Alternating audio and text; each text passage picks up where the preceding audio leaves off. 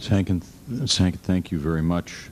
Our final witness is also using an assumed name, and again we ask our friends in the media to respect the need for her to protect her family. And we finally call on Nayirah to testify. Mr. Chairman and members of the committee, my name is Nayirah, and I just came out of Kuwait.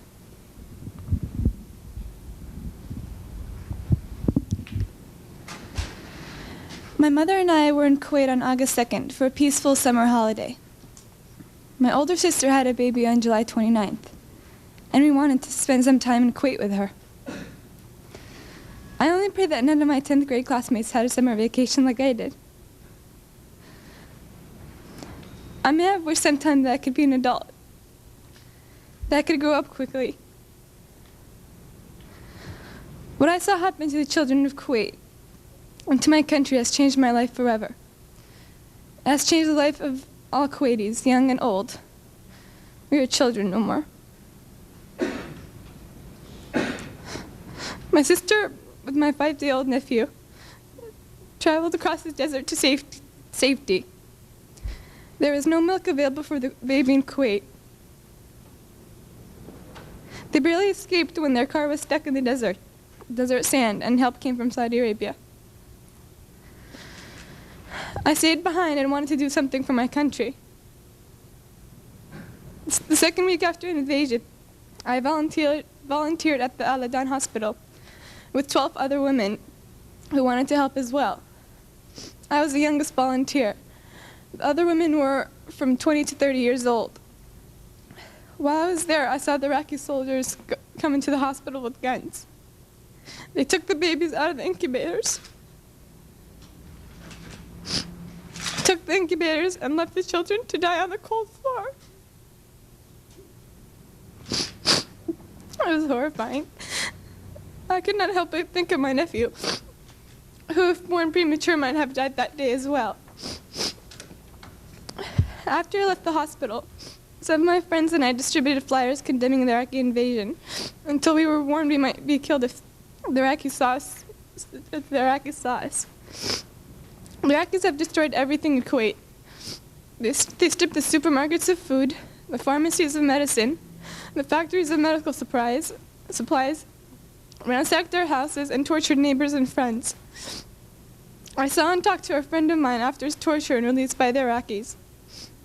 He is 22, but he looked as though he could have been an old man. The Iraqis dunked his head into a swimming pool until he almost drowned. They pulled out his fingernails and applied electric shock to sensitive private parts of his body. He was lucky to survive.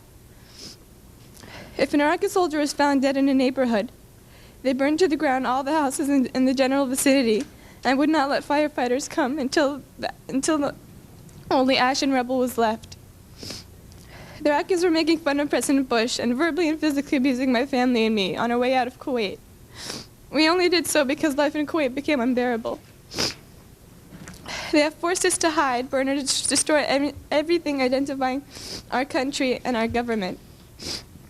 I want to emphasize that Kuwait is our mother and the Emir our father. We repeated this on the roofs of our houses in Kuwait until the Iraqis began shooting at us. And we shall repeat it again. I'm glad I'm 15, old enough to remember Kuwait before Saddam Hussein destroyed it, and young enough to rebuild it. Thank you. Nayirah, thank you. And let me thank all of our witnesses.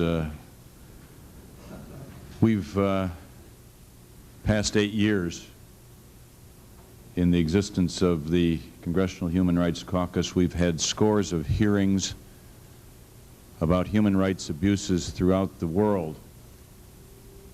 And I know my co-chairman, Tom Lantos, will join me in telling you that we have never heard, in all this time, in all circumstances, a record of inhumanity and brutality and sadism as the ones that the witnesses have given us today.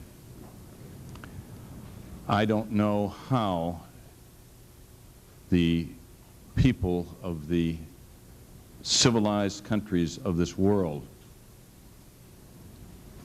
can fail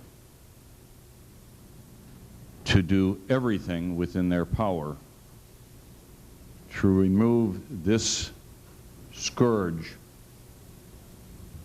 from the face of our earth.